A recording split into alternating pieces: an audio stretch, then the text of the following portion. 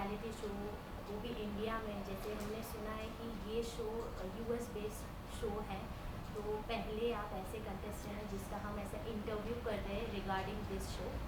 अपने मुंह से बताइए कि क्या कहना चाहिए। पहले तो I am fine and I hope you are fine as well and thank you कि मैं पहली कंटेस्टेंट हूँ इस शो से जिसका आप इंटरव्यू कर रहे हैं। मैं बहुत थैंकफुल हूँ कि मैं पहली कंटेस्टेंट हूँ इस सीज़न की, जो इंडिया में पहला सीज़न है इस शो का। ये एक बहुत बहुत बहुत बड़ा शो है ग्लोबली, और इसके इतने वर्जन्स बने हैं इतनी कंट्रीज़ में। तो जब इंडिया का ये वर्जन बना और मुझे यहाँ से कॉल आया, पहले तो मैं थोड़ा डर गई थी क्योंकि अगर आप बाहर का देखेंगे तो इस शो का कॉन्सेप्ट बहुत ही अलग है, बहुत ही बोल्ड है। तो मैं थोड़ा सोच रही थी कि इंडिया में उसे कैसे इंडियनाइज़ करेंगे इंडियन ऑडियंसेस के लिए। लेकिन जो हमारी क्रिएटिव टीम थी उन्होंने मुझे पूरा भरोसा दिया कि ये स्टोरी इमोशंस की है। और मेरी जर्नी के बारे में अगर मैं कहूँ तो मेरी इमोशंस की पूरी बैंड बज गई थी शो में। मेरे इमोशंस मतलब यहाँ से लेकर फिर से यहाँ और फिर से यहाँ, मतलब बीच का कोई रेंज ही नहीं था, पूरा एक्सट्रीम रेंज था। And it was a beautiful journey. मैंने अपने बारे में बहुत कुछ सीखा, और उससे ज़्यादा मैंने दूसरे लोगों के बारे में सीखा। तो मुझे पहले लगता था कि मैं बहुत स्ट्रीट स्मार्ट हूँ और मैं बहुत इंटेलिजेंट हूँ, जो मैं हूँ, लेकिन मुझे नहीं पता था कि लोग भी उतने ही स्ट्रीट स्मार्ट हैं। तो हाँ, बहुत बहुत कुछ सीखा। तो इस रियलिटी शो में हमने काफ़ी नोन फेस और अननोन फेस भी देखा है। तो इसमें जितने भी पार्टिसिपेंट्स थे, किस तरीके से उनको उनको कैसे इफेक्ट गिरा ये जैसे यूएस बेस्ड शो है, अब फर्स्ट टाइम इंडिया में इनका कंसेप्ट भी बिल्कुल अलग है। तो what do you think how reality show effect the participants. I think ये मेरा पहला रियलिटी शो था, लेकिन शो पर ऐसे जन थे जिन्होंने पहले भी रियलिटी टीवी किया है या उन्होंने टीवी किया है। तो मैंने ना टीवी किया है ना रियलिटी शोज़ किया है। मैं स्पोर्ट्स प्रेजेंटर हूँ और मैं एक्टर हूँ। तो मेरे लिए रियलिटी टीवी मैं देखती थी और मुझे लगता था हाँ ये तो बहुत इजी है, तो क्या हुआ, कैमरा है सामने तो इसमें क्या है। तो मुझे लगता था being real is the concept of reality TV, which is the case. लेकिन काफ़ी कंटेस्टेंट्स हैं जो इतने उम्दा खिलाड़ी है इस स्पेस में, जो उनको पता था कि कैमरा के सामने कैसे बिहेव करना है, या कैसे अपनी थोड़ी स्टोरी लाइन बनानी है, या एक बहुत ही क्लीशे वर्ड है लेकिन वो वर्ड है कैसे फुटेज लेना है। तो मुझे वो नहीं आता था, लेकिन थैंकफुली मैं रियल ही इतनी नॉर्मल ही इतनी ठीक हूँ कि उतना फुटेज मुझे मिला जितना मुझे चाहिए था, थैंकफुली, टचवुड। और बाकी कंटेस्टेंट्स में काफ़ी लोग थे जो रियल भी थे, लेकिन काफ़ी लोग थे जो सिर्फ कैमरा के लिए प्ले कर रहे थे। एंड अब वो ऑडियंसेस देख के डिसाइड कर ही चुकी है कि कौन रियल था और कौन नहीं था। यस, बेसिकली आपकी जर्नी को अगर हम देखेंगे तो काफ़ी रियल था। ऐसा कुछ नहीं था कि हमने देखा आपको प्लान करके आए हो या उसके बेस पे आप किसी के साथ मतलब क्रिएट कर रहे हो सीन्स। हम्म। जैसे हम देख रहे हैं बाकी जैसे जितने भी कंटेस्टेंट हैं, चेतना हो गए, उनके जो बॉयफ्रेंड्स हो गए, ये जो कपल हो गए जो न्यू कनेक्शन बना रहे हैं, बट आपको धोखा ही मिला है जैसे हमने देखा, चाहे वो फ्रेंड में हो या आप नया कनेक्शन बनाने की कोशिश कर रहे हो। ऐसा क्यों? मतलब अगर आप रियल है तो कहीं ना कहीं तो कनेक्ट हो जाता है, बट उनकी तरफ से धोखा यहाँ से भी वहाँ से भी, उसके बारे में क्या कहना चाहेंगे। मुझे लाइफ में आज तक धोखे ही मिले हैं।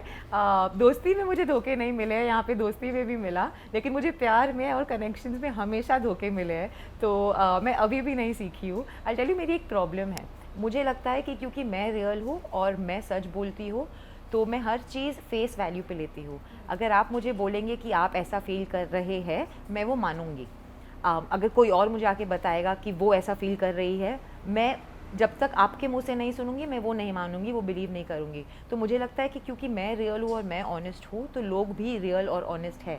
तो आई थिंक मैं वही मार खा जाती हूँ, क्योंकि सब रियल नहीं होते, सब ऑनेस्ट नहीं होते, for the reason best known to them, to each his own. सब अपना गेम खेलने आए थे, और अगर एक्चुअली सोचे तो ये गेम ही था और ये शो ही था। तो अगर कोई गेम खेल रहा है, मैं ये नहीं कह सकती कि ये गेम क्यों खेल रहा है, वो गेम खेलने ही आया है। मैं थोड़ी उल्लू बन गई, लेकिन कोई बात नहीं। तो हाँ, मेरे साथ धोखा हुआ क्योंकि मैं चीज़ें फेस वैल्यू पर लेती हूँ। मुझे लगा था कि मुझसे जो भी कहा गया वो सच था।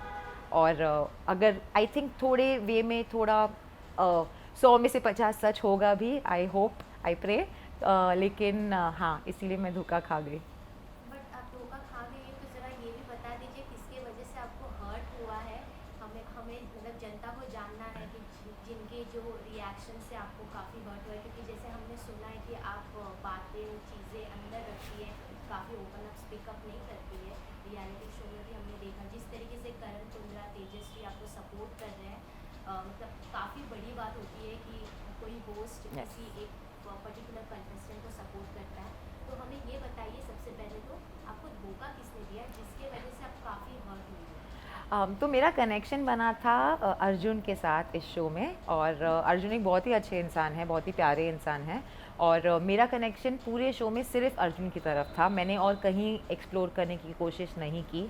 और अर्जुन का पहला कनेक्शन थी नवीशा, और नवीशा ने ही बढ़ावा दिया मुझे कि आप अर्जुन के साथ कनेक्शन बनाइए, क्योंकि I think he also likes you, और आप दोनों साथ में बहुत अच्छे लगेंगे, और हम दोनों साथ में बहुत अच्छे लगते थे। तो ये बढ़ावा मुझे मिला, इसीलिए मैं आगे बढ़ी, और मैंने उससे ये क्लैरिटी ली थी कि मैं अर्जुन के साथ जो उनका कनेक्शन था, मैं कनेक्शन बना सकती हूँ। उसने कहा हाँ, और ये हमारा कनेक्शन बहुत ही ऑर्गेनिकली बना, मेरा और अर्जुन का, क्योंकि हम दोनों का कोर बहुत सिमिलर है, ऐसा मुझे लगता था और ऐसा उसे भी लगता था। लेकिन मुझे बाहर आकर एपिसोड्स देखने के बाद पता चला कि मेरे पीछे वो अर्जुन के साथ अपना अलग कनेक्शन फिर भी कंटिन्यू कर रही थी। उसका क्या रीज़न था उसको पता है और अर्जुन को पता है, लेकिन अंदर जब मैं शो में थी मुझे नहीं पता था कि एकदम से क्या हो गया कि 4 हफ्ते के ब्यूटीफुल कनेक्शन के बाद अर्जुन ने हमारा कनेक्शन ऐसे तोड़ दिया। तो जब भी करण और मौनी आते थे वो हमेशा अर्जुन और नवीशा की केमिस्ट्री के बारे में बात करते थे, और मैं हमेशा सोचती थी कि ये दोनों तो हार्डली बात करते हैं, तो ये कौन सी केमिस्ट्री की बात कर रहे हैं। तो मुझे तब स्ट्राइक नहीं होता था, लेकिन नवीशा रोज़ अर्जुन से बात करती थी 2-3 घंटा रात को, और मैं हमेशा सोचती थी कि फ्रेंडशिप स्पेस में है, मैं पॉजेसिव नहीं हूँ, यहाँ कोई किसी का बॉयफ्रेंड नहीं है। अर्जुन की असली गर्लफ्रेंड जो है वो है चेष्टा, वो जो दूसरे विला में है। मेरा अगर कोई for the lack of a better word competition है तो वो चेष्टा के साथ डिसीजन होगा एंड में। तो मुझे नहीं लगा था कि घर के अंदर ही ऐसा हो जाएगा। तो हाँ, बहुत बड़ा ड्रामा हुआ, बहुत कुछ हुआ, एंड मैं सच्ची में करण और मौनी के लिए बहुत बड़ा थैंक्स कहना चाहूँगी, क्योंकि ये दो जब भी आते थे ये दो मुझे क्लैरिटी देते थे, और मेरी आंखें थोड़ी खुल जाती थी कि ये क्या हो रहा है, कुछ तो गड़बड़ चल रही है। और वो क्या गड़बड़ चल रही है वो किसी को समझ नहीं आता था जब तक मेरा कनेक्शन टूटा।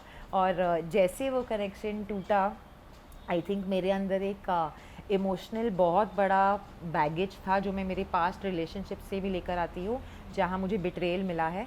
तो मुझे यहाँ आके लगा कि यहाँ आके भी मेरे साथ वही हुआ, कि मैं देख नहीं पाई कि मेरा जिसके साथ कनेक्शन था वो किसी और के साथ कनेक्शन निभा रहा है और बना रहा है।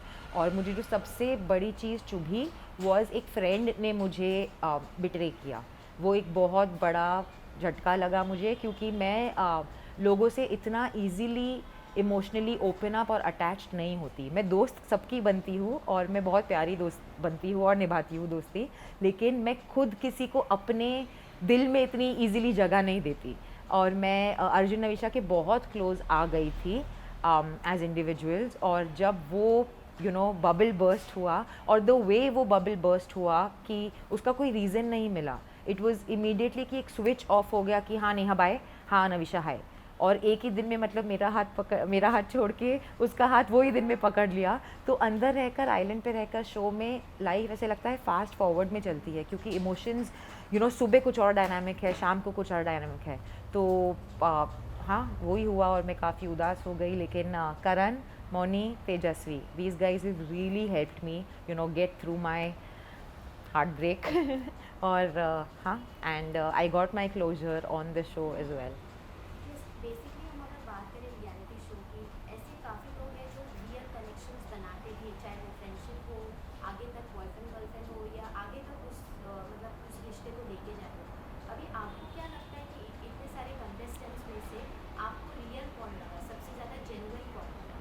तो मेरे विला में मुझे सबसे जेन्युइन कनेक्शन लगा मेरी फ्रेंड उर्वी और मोहक का। उनका कनेक्शन इतना ब्यूटीफुल था, उनका बॉन्ड इतना ब्यूटीफुल था कि हम सबको पता था कि मोहक निधि से बहुत प्यार करते हैं, और वो शायद क्या, वो पक्का ही निधि को नहीं छोड़ने वाले हैं। मगर उर्वी उनके लिए एक बहुत ही खूबसूरत टेम्पटेशन और डिस्ट्रैक्शन बनकर आई, और वो अभी भी बहुत अच्छे फ्रेंड्स हैं, बहुत जेन्युइन फ्रेंड्स हैं, और अभी भी उनमें वो कनेक्शन है जो फ्रेंडशिप से थोड़ा ज़्यादा है। सो आई थिंक मोहक और निधि। और अगर मैं दूसरे विला की बात करूँ तो वहाँ पर चेष्टा जो अर्जुन की गर्लफ्रेंड थी, शी वॉकड आउट विथ एरियो।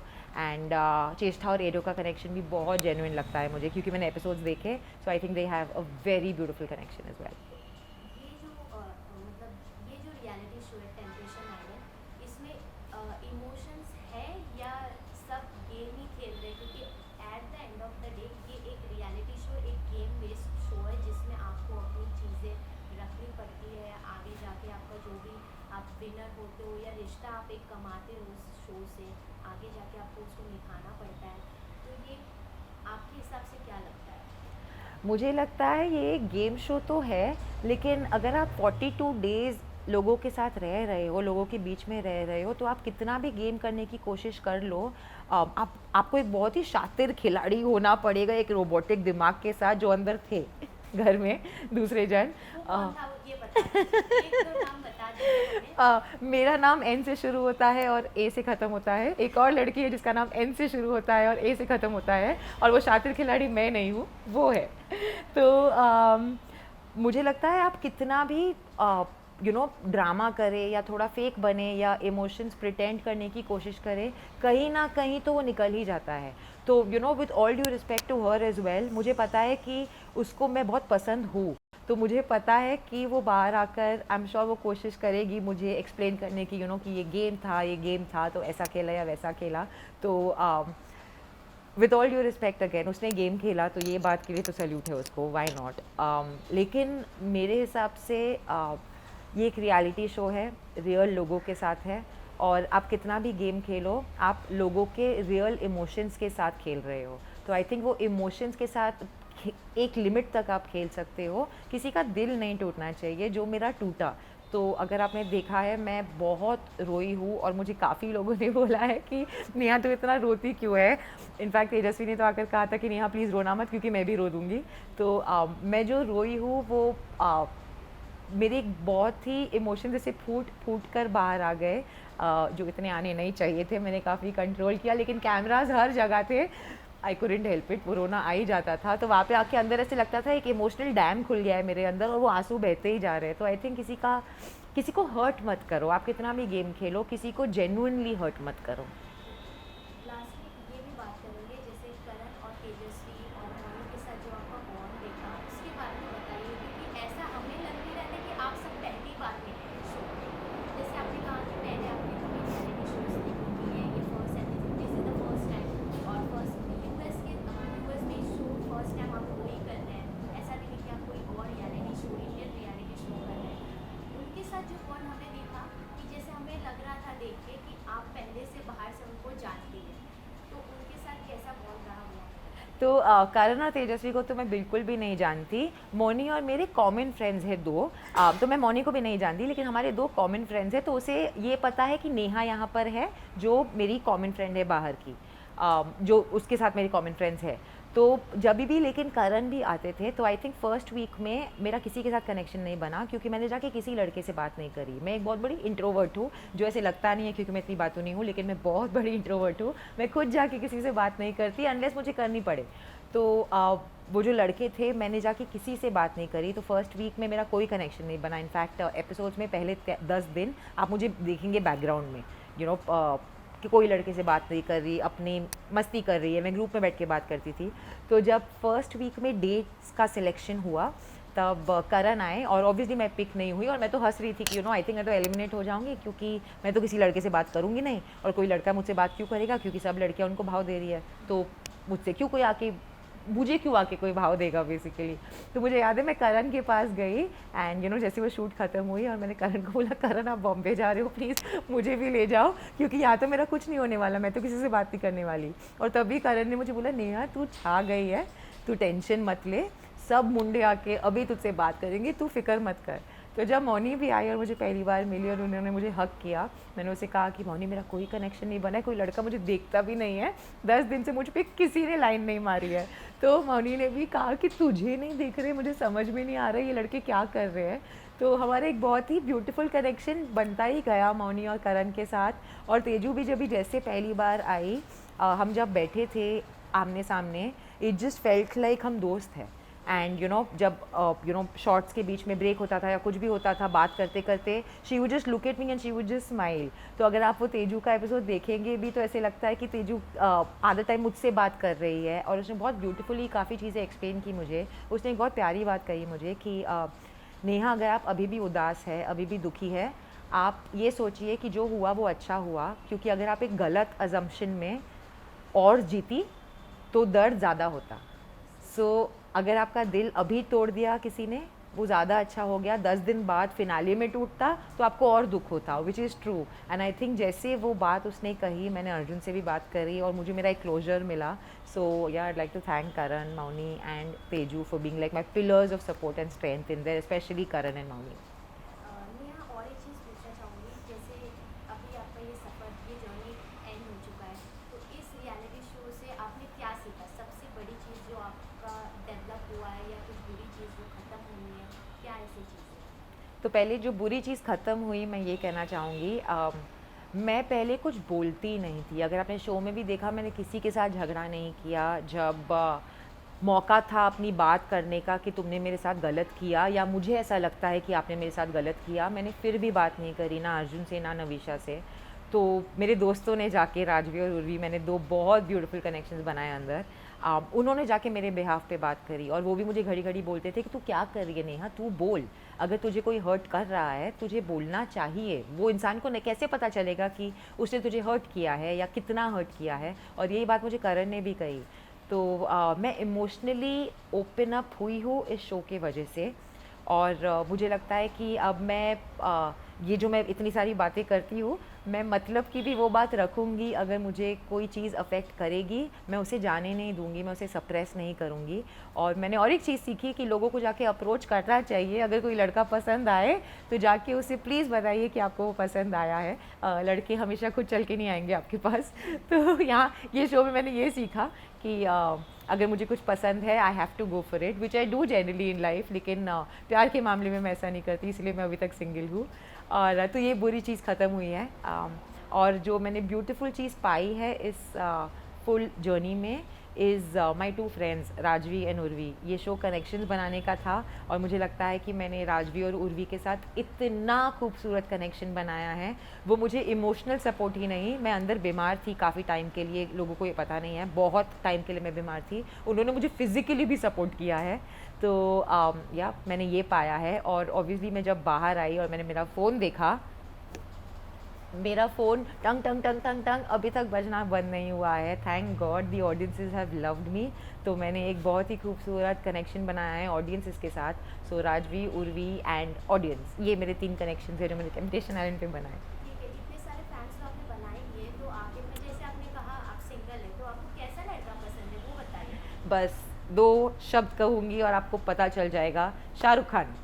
शाहरुख खान। बिल्कुल ऐसा होना चाहिए, बस आके मेरे सामने ऐसे कर दे और बस मैं फ्लैट। अच्छा नेहा, और एक चीज़, जैसे अभी मतलब इंडिया में जितने भी रियलिटी शो बन रहे हैं, बिग बॉस हो गए, खतरों के खिलाड़ी, और भी बहुत सारी चीज़ें, रोडीज हो गई, तो अभी इसके बाद कोई ऐसा स्टेप है आपने चुना है कि आपको रियलिटी शो करना है? बिग बॉस हो गया, अगर आपको इस चीज़ का ऑफर आया कि आपको बिग बॉस करना है, खतरों, तो आप किस पे ओपन है? मैं फुल्ली ओपन हूँ सारे रियलिटी शोज़ के लिए। इनफैक्ट बिग बॉस तो ऐसा शो है जो मैंने सीज़न 1 से लेके अभी तक मैंने एक एपिसोड मिस नहीं किया है आज तक लाइफ में। मैं बीच में अमेरिका गई थी पढ़ाई करने में, अमेरिका में भी बैठ के बिग बॉस देखती थी। मैं कहीं भी छुट्टी पे जाती हूँ, इंडिया में, आउट ऑफ इंडिया, मैं वेबसाइट पे जा जाके ढूंढ ढूंढ के बिग बॉस देखती थी। तो खतरों के खिलाड़ी भी ऑब्वियसली बहुत ही डेयर डेविलरी का शो है। मेरी बहन थी उस पर इस सीज़न में, और उसे देख के तो मैं और इंस्पायर हो गई। मैं एक फुल डेयर डेविल हूँ, मतलब आप बोलिए चीता के मुंह में हाथ डालो मैं वो भी कर दूँगी। So yeah, these are all shows that I am open to. So basically you are so adventurous. I am very adventurous. आप मुझे कोई भी रोलर कोस्टर पे बैठे बोल दे, तो आप मुझे प्लेन से कूदने बोले, मतलब sky diving is something that I am waiting to do. So I fly airplanes, I am a commercial pilot. मैं दुनिया के सबसे स्कैरी रोलर कोस्टर्स पर बैठी हूँ। मुझे गाड़ी चलाना पसंद है, मुझे हाँ, मुझे सारी एडवेंचर पसंद है। खतरों के खिलाड़ी is the best for you. खतरों के खिलाड़ी and the best for me and big boss also. Neha, और एक क्वेश्चन पूछना चाहूँगी, जैसे अभी लॉकडाउन के बाद इतने ओटीटी प्लेटफॉर्म्स आ गए, मतलब आर्टिस्ट को काफ़ी मतलब अपॉर्चुनिटीज़ मिले, तो ऐसा कोई आपका प्रोजेक्ट्स है जो आने वाला है? अब इस टेम्पटेशन के बाद नेहा कुछ अलग अंदाज में दिखेगी, अलग नेहा निखर के आएगी ऑडियंस के सामने, और किस तरीके का जॉनर आप मतलब जॉनर में आना पसंद करेंगे कि आपको एक्टिंग हो या जो भी सिंगिंग, गाने होते हैं आजकल पंजाबी सॉन्ग्स इतने सारे, तो क्या है आपके next move, what is your next? तो नेक्स्ट मूव आपके क्वेश्चन ने निखार दिया है मुझे, क्योंकि मेरी फिल्म आ रही है, मेरी first Bollywood Hindi picture debut, जो बचपन से मेरा सपना था कि मैं किसी पिक्चर में इन एंड एज स्टार करूं। तो Neha Anand in and as June, JOON, that's the name of the film. ये डायरेक्टेड है बरनाली रे शुक्ला से, ये उनकी सेकंड फीचर फिल्म है और मैं इसमें लीड प्ले करती हूँ। मेरे साथ 2 न्यू कमर्स हैं, अक्षय शर्मा और राहुल दोहन। सो ये आने वाली है, मैं नाम नहीं ले सकती कौन सी OTT प्लेटफॉर्म पर, लेकिन it's a very big OTT platform और इसकी सारी म्यूज़िक ऑलरेडी आउट हो चुकी है। इनफैक्ट जब मैं घर के अंदर थी तो इसके गाने रिलीज़ होना शुरू हुए, तो बाहर आके मुझे ऐसे लग रहा था कि हर जगह सिर्फ मैं हूँ, मतलब टेम्पटेशन आइलैंड भी मैं हूँ, जून में की गानों में भी मैं हूँ। तो हाँ, तो June, so this is a very sweet love story, it's a love triangle. मैं वेला में भी लव ट्रायंगल में थी, यहाँ भी लव ट्रायंगल में हूँ। And genres that I would like to get into, my family is from the film industry, तो मैंने सिर्फ फिल्म्स देखी है जब से मैं पैदा हुई हूँ, मतलब मुझे बचपन से एक्टर बनना था, there was no second choice और सेकंड क्वेश्चन। तो कॉमेडी, एक्शन, ये सब मेरे अंदर फूट फूट कर भरा है, मतलब मैं वेट कर रही हूँ कि कैमरा चालू हो, जैसे आपने देखा होगा मैं इतनी बात करती हूँ, कैमरा चालू कर दो बस और मैं एक्टिंग करना चालू कर दूँगी। बॉलीवुड में किसके साथ काम करना पसंद करेंगी? शाहरुख खान? सबके साथ काफ़ी ऑब्वियसली काफ़ी फेवरेट एक्टर्स हैं मेरे, बहुत ही सारे फेवरेट एक्टर्स हैं, पर या डेफिनेटली यार number 1 has to be Shahrukh Khan, but obviously I want to work with everybody. So अभी न्यू ईयर भी आने वाला है, तो क्या मैसेज देना चाहेंगे अपने फैंस को, ऑडियंस को, और आपने जो भी नया मतलब नए रियलिटी शो से आपने जो फैंस न्यू कमाए हैं अपने लिए, उन्हें क्या कहना चाहेंगे? Firstly in advance happy new year and मेरी क्रिसमस। मैं आपसे ये कहना चाहूँगी कि थैंक यू सो मच कि आप मेरी जर्नी का हिस्सा बने। मुझे जो भी लगा था कि मैं बाहर आके कैसी दिखूंगी, मैं एक नंबर की रोतड़ू दिखूंगी, और ऐसा बिल्कुल नहीं है कि रोना रॉन्ग है। आई थिंक रोना इज़ अ ब्यूटिफुल थिंग। आजकल फ़िलहाल एक्चुअली मैं रोज़ रोती हूँ, मैं कोई भी छोटी सी बात पे रो देती हूँ, तो रोना is a beautiful thing, we should all cry. Thank you so much for supporting me, और आपके जो इतने लव वाले मैसेजेस हैं जो आप मुझे रोज़ भेजते रहते हैं, इट इज़ ब्यूटीफुल। मैं वो सारे मैसेजेस पढ़ती हूँ and I do my best to reply to them all. मैं जाते जाते सिर्फ ये कहना चाहूँगी कि जो मेरी जर्नी थी टेम्पटेशन आइलैंड पे, ये मैंने दिल से खेली, मैंने सिर्फ अपने दिल की सुनी, और मुझे लगता है कि अगर आपका ये ठीक है तो इसका फ़र्क नहीं पड़ता। आप अपना दिल साफ़ रखिए और लोगों के साथ अच्छा कीजिए, किसी को हर्ट मत कीजिए, and that's all you need to do to be a normal human being and a good person. So happy new year and I hope you take my advice. Thank you so much, happy new year. Thank you so much.